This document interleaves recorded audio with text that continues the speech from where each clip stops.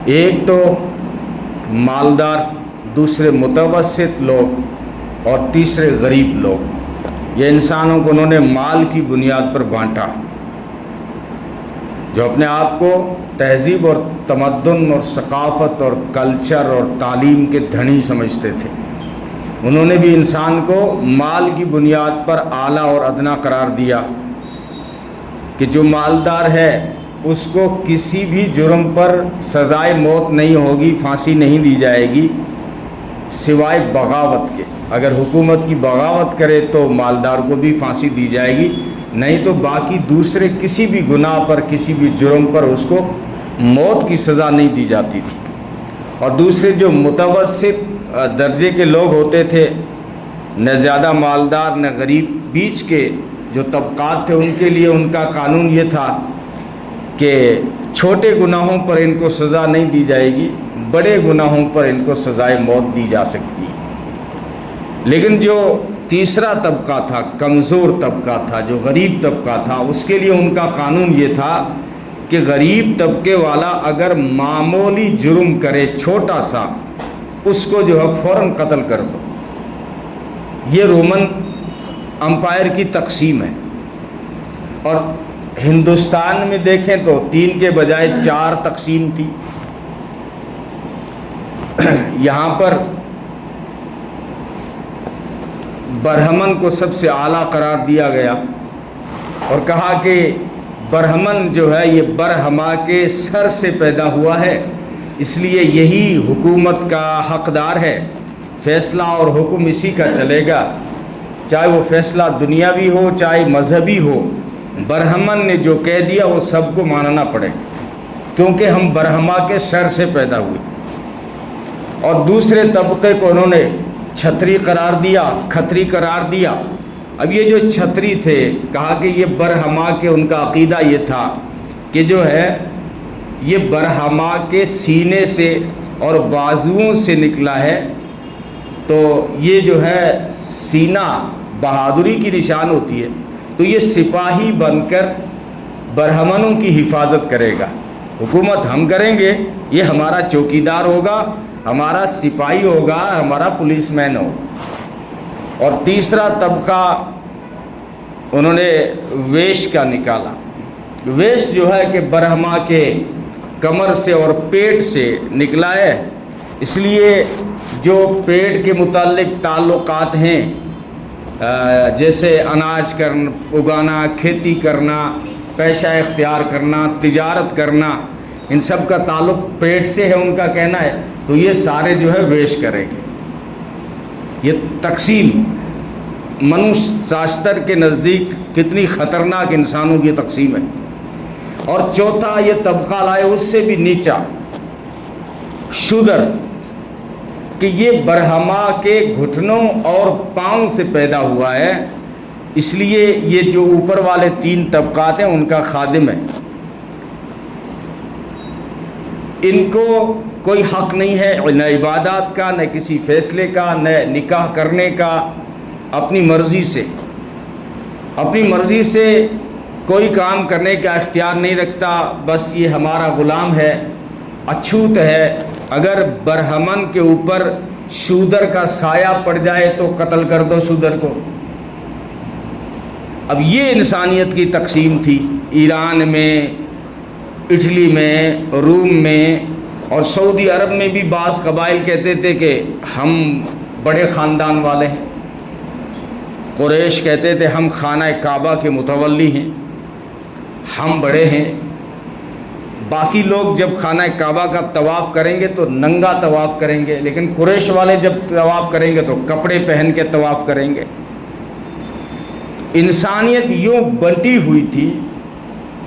تو حج کا جو ایک پیغام ہے نا کہ سارے انسان بغیر رنگ و نسل کے، نہ جغرافیہ دیکھا، نہ علاقہ دیکھا، نہ قومیت دیکھی، نہ رنگ دیکھا، نہ شکل دیکھی۔ فرمایا حدیث میں کہ اللہ تعالیٰ نے تمہاری شکلوں کو نہیں دیکھتا، تمہارے مالوں کو نہیں دیکھتا، تمہارے چہروں کو نہیں دیکھتا، وہ تمہارے دلوں کو دیکھتا ہے۔ تو یہ حج کا پیغام کتنا خوبصورت پیغام ہے کہ جو بات قرآن کریم نے کہی تھی اس کا عملی نمونہ دنیا کے سامنے اسلام پیش کرتا ہے۔ کہ صرف میرا یہ دعویٰ نہیں تھا کہ انا خلقناکم من ذکر و انثی وجعلناکم شعوبا وقبائل لتعارفوا ان اکرمکم عند اللہ اتقاکم. بنیادی طور پر تو ساری انسانیت کی بات کرتا ہے. بنیادی طور پر وہ تمام انسانوں کی عزت کی بات کرتا ہے. قرآن کریم میں فرمایا وَلَقَدْ كَرَّمْنَا بَنِي آدم. آدم کی تمام اولاد قابل عزت ہے، رسپیکٹ کے قابل ہے، تکریم کے قابل ہے. لیکن جو ایمان لے آیا تو بے شک ایمان نے اس کو ایسا قیمتی بنا دیا کہ پھر یہ ساتوں زمینوں اور ساتوں آسمانوں سے زیادہ قیمتی ہو جاتا ہے. فرمایا حدیث میں کہ خانہ کعبہ کی اتنی عزت نہیں، اتنا وہ محترم نہیں ہے جتنا ایک ایمان والا قابل عزت اور قابل محترم اور قابل احترام. لیکن بنیادی طور پر تو اسلام نے انسانیت کی بات کی کہ تم سب یا ایھا الناس اتقوا ربکم الذی خلقکم من نفس واحدہ. انسانوں اس رب سے ڈرو جس نے تم سب کو ایک جان سے پیدا کیا اور پھر اس سے بہت ساری عورتیں اور بہت سارے مرد پیدا کیے ہیں. تو یہ اسلام نے خوبصورت تصور پیش کیا اور حج کے موقع پر اس کو نشر کرتا ہے اسلام دوبارہ کہ میں نے جو پیغام دیا تھا کہ المسلم و اخو المسلم، مسلمان مسلمان کا بھائی ہے. انما المؤمنون اخوہ، سارے مومن آپس میں بھائی ہیں. اب یہ کسی کو مشاہدہ دیکھنا ہو، اگر کسی کو اپنی آنکھوں سے دیکھنا ہو اس مساوات کو، اس برابری کو، اسلام نے صرف دعویٰ نہیں کیا، عملی طور پر کر کے دکھایا. یہ حج ہو رہا ہے، یہ طواف ہو رہا ہے. طواف کرنے والوں میں دیکھو کون کون ہیں. کسی کے لیے الگ صفیں نہیں ہیں کہ تو بہت بڑا مالدار ہے تو یہاں سے چلنا، تو حسین و خوبصورت ہے، نزاکت رکھتا ہے تو یہاں سے چلنا. چلنے کے راستے کی کوئی تخصیص نہیں. سب آدم کے بیٹے ہو اور سب ایمان والے ہو. تمہارے درمیان میں آج کوئی تفریق نہیں ہے. تم اس کے گھر کے چکر لگا رہے ہو، صفا اور مروہ کے بیچ میں سعی کر رہے ہو، مزدلفہ میں جاتے ہو، مالداروں کے لیے الگ خیمے نہیں بنیں گے. مینا میں جاؤ گے الگ خیمے نہیں بنیں گے. عرفات کے میدان میں ٹھہرو گے تو ساری انسانیت، جو افریقہ سے آئے ہوئے لوگ ہیں، جو ہے جرمنی سے آئے ہوئے لوگ ہیں، ایران سے آئے ہوئے لوگ ہیں، کوئی ہندی ہے، کوئی افغانی ہے، کوئی چینی ہے، کوئی امریکی ہے، کوئی روسی ہے، کوئی فرانسیسی ہے. نہ رنگ دیکھا، نہ روپ دیکھا، نہ علاقہ دیکھا، نہ مالداری دیکھی، نہ حسن و جمال دیکھا، نہ خاندان دیکھا. سب ہی ایک ہی صف میں کھڑے ہو گئے محمود و ایاز. نہ کوئی بندہ رہا اور نہ کوئی بندہ نواز. تو حج کا ایک پیغام جو ہے وہ مساوات کا درس دیتا ہے، انسانی برابری کی بات کرتا ہے قرآن کریم، اور اس کا پیغام جو ہے حج کے اندر ملتا ہے. اسلام نے جو عدل کا حکم دیا ہے، انصاف کا حکم، تو انصاف اسی وقت ہوگا جب سارے انسانوں کو برابر آپ سمجھے جاؤ گے. جب آپ کسی مالدار کو مالدار سمجھ کر اس کے جرم میں تخفیف دے دو گے، اسے معافی دے دو گے، اور غریب کو قانون میں جکڑو گے، تو پھر جو ہے انصاف نہیں ہوگا. اور جب آپ نے انسان کو جب برابر نہیں سمجھا تو انصاف قائم ہی نہیں کر سکتے. محمد عربی صلی اللہ علیہ وسلم کے سامنے بنو مخزوم نے حضرت اسامہ کو بھیجتے ہیں کہ ہماری بیٹی نے چوری کر لی ہے، فاطمہ اس کا نام ہے. اب اسلام میں ہاتھ کٹتا ہے چوری پر. لوگ اس کو ظلم تو سمجھتے ہیں، لیکن ایک ہاتھ کٹتا ہے لیکن ہزاروں ہاتھوں کو کٹنے سے بچاتا ہے. جیسے کینسر، اسلام اسی وقت تلوار اٹھاتا ہے جب انسان ساری انسانیت کے لیے کینسر بن جائے. ڈاکٹر کیوں نشتر اٹھاتا ہے؟ وہ تو شفیق ہوتا ہے، پیار کرتا ہے مریض سے. آپ سے پیسے لینے ہیں اس کو، اس کا دھندا ہے، اس کا بزنس بھی ہے، اس کا پیشہ ہے. پھر وہ چاقو کیوں اٹھاتا ہے؟ نشتر کیوں اٹھاتا ہے؟ چیر پھاڑ کیوں کرتا ہے ڈاکٹر؟ ہے کسی کی ہمت کہ ڈاکٹر کو ظالم بتائے کہ بڑا ظالم ہے، انسانوں کو چیرتا ہے؟ نہیں، انسانوں کو بچانے کے لیے اس نے چاقو اٹھائے۔ ایسے ہی اسلام نے جب بھی تلوار اٹھائی، جب بھی کسی کا ہاتھ کاٹا، انسانیت کو بچانے کے لیے کاٹا ہے۔ اس کا عملی نمونہ موجود ہے۔ ابھی تو کچھ تغیرات بدل گئی، یورپی ہوا پہنچ گئی ہے۔ اگر آپ 10 سال پیچھے چلے جائیں، نماز کے وقت سعودی عرب کی ساری دکانیں کھلی ہوتی، مالک نماز پڑھنے گیا ہوا ہے کسی کی ہمت چوری کر لے؟ اب ایک ہاتھ کٹا، کتنے جو ہے ہاتھوں کی اس نے حفاظت کی اور کتنے نوالوں کی اس نے حفاظت کی۔ بہرحال وہ اونچا خاندان اپنے آپ کو سمجھنے والے لوگ کہتے ہیں کہ ہماری ناک کا اور عزت کا مسئلہ ہے۔ آپ بات کریں نبی سے، اس ہاتھ نہ کٹے اور کوئی جرمانہ لگا دیں، پیسے لگا دیں، ہم بھر دیں گے، کوئی ڈنڈ باندھ دیں۔ اب حضرت اسامہ نے آ کر بات کی، اللہ کا رسول بنو مخزوم والے یوں کہہ رہے ہیں کہ ہماری بیٹی کا ہاتھ کٹنے کے بجائے کچھ اور جرمانہ لگا لو۔ تو آپ صلی اللہ علیہ وسلم غصے ہو گئے، فرمایا اللہ کے حق میں آ کر میرے پاس سفارش لے کر آتے ہو؟ یہ تو بنو مخزوم کی فاطمہ ہے، اگر میری بیٹی فاطمہ چوری کر لیتی تو میں ہاتھ کاٹ دیتا۔ اب ہے کسی میں ایسا انصاف؟ کسی اور آنکھ میں کھنگالو جا کے۔ مالداروں کے لیے قانون اور ہے، دوسرے دھرموں کی بات کر رہا ہوں۔ مالداروں کے لیے قانون اور ہے، اپنے لیے اور ہے۔ ہاں، برہمن کے لیے اور ہے، شودر کے لیے اور ہے، ویش کے لیے اور ہے، چھتری کے لیے اور ہے۔ رومن میں بھی یہی ہے، ایران میں بھی یہی ہے۔ بادشاہ کی خون میں، رگوں میں خدائی خون گردش کرتا ہے، اور چین کا بادشاہ آسمان اور دھرتی کا بیٹا اور بیبی سمجھا جاتا ہے، لیکن انسانوں کو، باقی غریبوں کو بہت نیچا سمجھا جاتا ہے۔ آپ سارے ادیان پڑھیں، سارے ادیان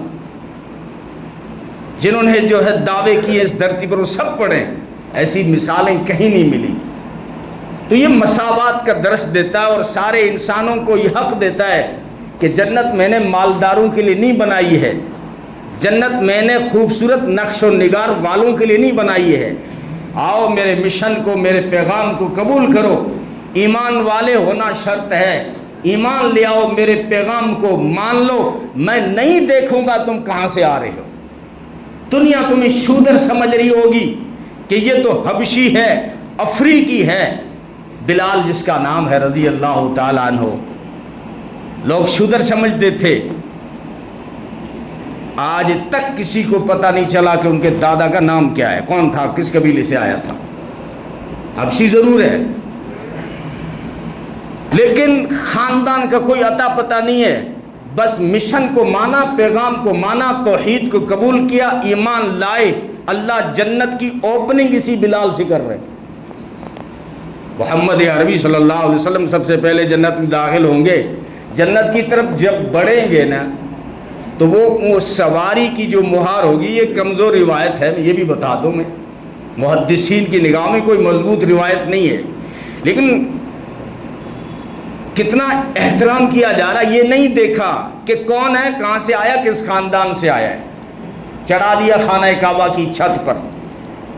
مکہ فتح ہوا ہے، اذان دو، تو اذان ابو بکر بھی دے سکتے تھے نا، عمر بھی دے سکتے تھے نا، لوگ لڑے بھی نا، لوگوں نے باتیں بھی کی نا کہ میں اذان دوں گا، میں محمد عربی کا مؤذن رہوں گا۔ صحابہ کو پتہ تھا، نبی نے فرمایا تھا اگر اذان کا ثواب لوگوں کو پتہ چل جائے تو تلواریں اٹھیں گی، تلواریں۔ ایک کہے گا میں دوں گا، دوسرا بولے گا میں دوں گا، تیسرا بولے گا میں دوں گا۔ صحابہ سمجھ تو گئے نا کہ ثواب بہت زیادہ ہے۔ یہ باتیں ہوئی کہ میں مؤذن رسول رہوں گا، نبی نے ان کے لیے بھی تسکین کا سامان مہیا کر لیا۔ فرمایا جو مؤذن کہتا ہے وہی جملے تم کہہ دیا کرو، وہی ثواب ملے گا جو مؤذن کو ملتا ہے۔ اب ہو گیا معاملہ بیلنس، لیکن مؤذن کس کو بنایا؟ خانہ کعبہ کی چھت پہ کس کو چڑھایا؟ دنیا کی نگاہ میں جو شو۔ تو یہ اسلام کا خوبصورت پیغام ہے کہ علاقائیت نہیں دیکھتا، رنگ و روپ نہیں دیکھتا، خاندان نہیں دیکھتا۔ تو پھر خاندان بنائے کیوں؟ قبیلے کیوں بنائے؟ یہ کیوں کہ تو یہ جو ہے افغانی ہے، تو سندھی ہے، تو ہندی ہے، تو عربی ہے، تو عجمی ہے، تو افریقی ہے، کیوں بنائے؟ تو پٹھان ہے، تو سید ہے، تو قیام خانی ہے، تو کمہار ہے، تو لوہار ہے، تو کھٹیک ہے، تو گوری ہے، یہ کیوں بنائے؟ اس کا جواب بھی قرآن نے دے دیا کیوں بنایا۔ فرمایا لِتَعَارَفُوا، تاکہ ایک دوسرے کو پہچان سکو۔ ایک نام کے کئی انسان ہو سکتے ہیں ایک ہی علاقے میں، تو میں نے یہ خاندان اور قبیلے یہ اس لیے رکھے تمہاری آئیڈینٹی اور پہچان کے لیے رکھے، ورنہ اس میں کوئی بڑا نہیں ہے۔ اگر کوئی یہ سوچتا ہے آج بھی اتنی اسلام کی روشنی پھیلنے کے باوجود بھی اگر تم یہ سمجھتے ہو کہ فلانی قوم سے اونچی ہے، تو اپنے ایمان کا جائزہ لو، دوبارہ کلمہ پڑھو۔ سید کہتے تھے حضرت ابو بکر بلال کو ہمارا سردار ہے، صحابہ نے کہا بلال ہمارا سردار ہے۔ یہ تصور، یہ پیغام اور یہ مساوات کا درس اسلام نے دیا ہے، باقی ادیان میں ملتا ہی نہیں ہے، ملتا ہی نہیں ہے۔ تو حج کے موقع پر یہ نظارہ دیکھنے کو ملتا ہے۔ حج کے جس طرح کے بہت سارے پیغامات ہیں، اس میں ایک بڑا پیغام یہ بھی ہے کہ حج جو ہے مساوات اور انسانوں میں برابری کا پیغام دیتا ہے، اور وہاں اونچ نیچ ساری ختم ہے ہی نہیں، رنگ اور کا نسل بھی ختم اور فرق بھی ختم، اور جغرافیہ کہاں سے آ رہے ہو، سعودی سے آ رہے ہو یا ایران سے آ رہے ہو یا ہندوستان سے آ رہے ہو، کوئی فرق نہیں۔ لا فضل لعربی علی عجمی، یہ نبی نے کلیئر کر دیا تھا۔ آخری حج، آخری کہو یا پہلا، نبی نے ایک ہی حج کیا ہے، اسلامی حج۔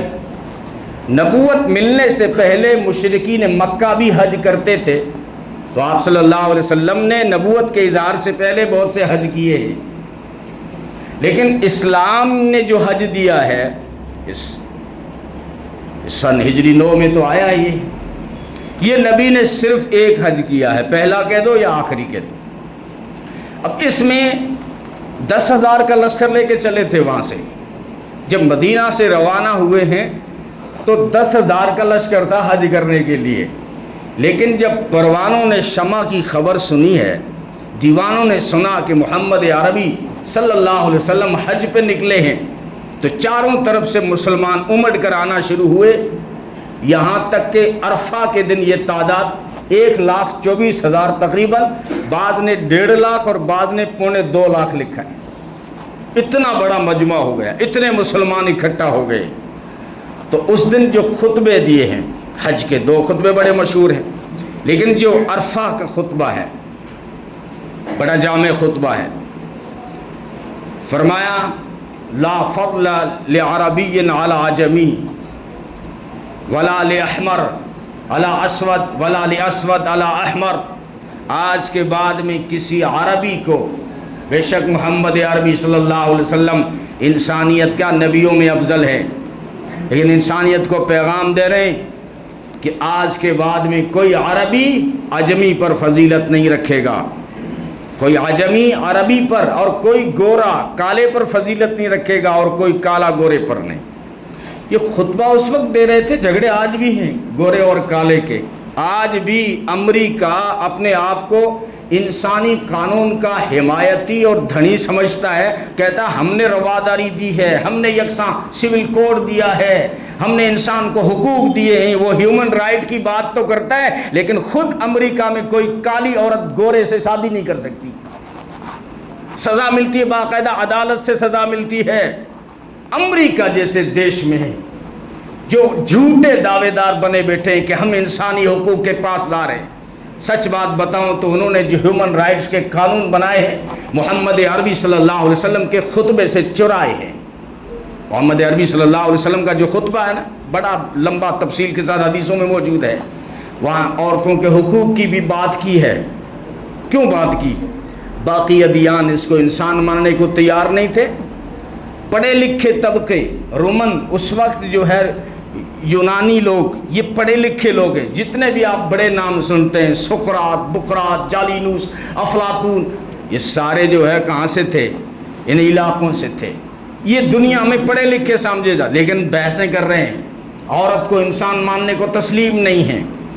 اور یہاں ہندوستان میں ستی کی رسم عام تھی بہت۔ یہ اسلام جب پھیلا ہے دھرتی پر تو بہت سارے قانون، اسلام کو لوگوں نے تسلیم نہیں کیا، اسلام کے قانون کو تسلیم کیا۔ اسلام کے علاوہ کسی اور دھرم میں طلاق کا لفظ ہی نہیں ہے، یعنی شراب مار کر روزانہ پیٹتا رہے، نکلنے کا کوئی راستہ نہیں۔ اب عدالت جو آئی انگریزی قانون ہے، انگریز نے کچھ اسلام سے چرائے، کچھ اسپین سے چرائے۔ انگریز امریکہ یورپ یہ علم جو لائے اندلس سے لائے، آج اس کو اسپین کہتے ہیں۔ تو اسپین میں علم لایا کون ہے؟ اسپین میں وہ علم لائے ہیں جو صحابہ کے شاگرد تھے۔ بہرحال اسلام نے جو یہ مساوات کا درس دیا، حج کے موقع پر سب کو کھڑا کر دیا، دیکھنے جیسا نظارہ ہوتا ہے جو حاجی جا کے آئے ہیں۔ بے شک اسلام نے کیسا خوبصورت ایک نظام پیش کر دیا ہے کہ آپ کا رنگ کیا ہے، آپ کا خاندان کیا ہے، آپ کا علاقہ کیا ہے، آپ کس قوم سے نام سے جانے جاتے ہیں، آپ کا آدھار کارڈ کیا ہے، آپ پیچھے کھان لگاتے ہیں کیا لگاتے ہیں۔ لطیفہ سنا دوں، کھان لگانا کہیں ضروری ہو جاتا ہے۔ میرے جاننے والا، محبت کرنے والا، میرے بیانوں کا شیدائی فالوورز، ایک دن ان کے سامنے میں نے ان کے والد کو کہا کہ یاسین بھائی کہہ دو، مطلب آپ کو کہہ رہا ہوں، یاسین بھائی صاحب کے پاس میں گیا تھا، وہ آدمی میرے سے ناراض ہو گیا کہ مول صاحب ایک بات بتاؤں کہ تھے اتنا پڑھا لکھا ہو لیکن ادب کون تھارے کر، کیوں تھے میرے باپ کے نام کے پیچھے خان کو نہیں لگائے ہو۔ میں وہ اب سننے کی اگر اوقات ہے نا تو سن، خان آیا کہاں سے ہے؟ خان منگولوں کا ٹائٹل ہے، اسلام کا نہیں ہے، ہسٹری پڑھ۔ تو بولے ہم خان لگاتے ہیں، میں نے کہا میں بھی لگاتا ہوں، راٹھوڑ ہوں راجپوت ہوں، اسلام میں آ گیا محمد بن قاسم کے ٹائم، آپ جو ہے فیروز شاہ تغلق کے زمانے میں اسلام میں آ گئے، اور آپ وہ جو تغلق یہ جو تھے مغل جو تھے، مغل منگول کا بگڑا ہوا لفظ ہے، ان کی اولادیں ہیں، اسلام میں آ گئی ہیں۔ اب وہ خان لگاتے تھے، چنگیز خان، پھر اس کے بعد اسلام میں جب ان کی اولاد مغل آئی تو انہوں نے بھی خان لگایا۔ اب ان کے دور میں جو اسلام میں داخل ہوا اس نے سوچا کہ جو اسلام قبول کرتا ہے نا وہ خان لگاتا ہے، تو اسی وقت قیام خانی اسلام میں داخل ہوا ددریوا میں، تو اس نے کہا کہ خان تو ضروری لگانا پڑے گا اسلام کے لیے۔ یہ ہسٹری میں نے کہا خان کی، کیونکہ بے ادبی نہیں ہے، ادب آپ نے نہیں پڑھا ہے، میں نے بھائی کہا ہے، اس سے پیارا خان نہیں ہے، اس سے پیارا خان نہیں۔ بہرحال وقت ہو چکا ہے، اسلام مساوات اور برابری کا درس دیتا ہے۔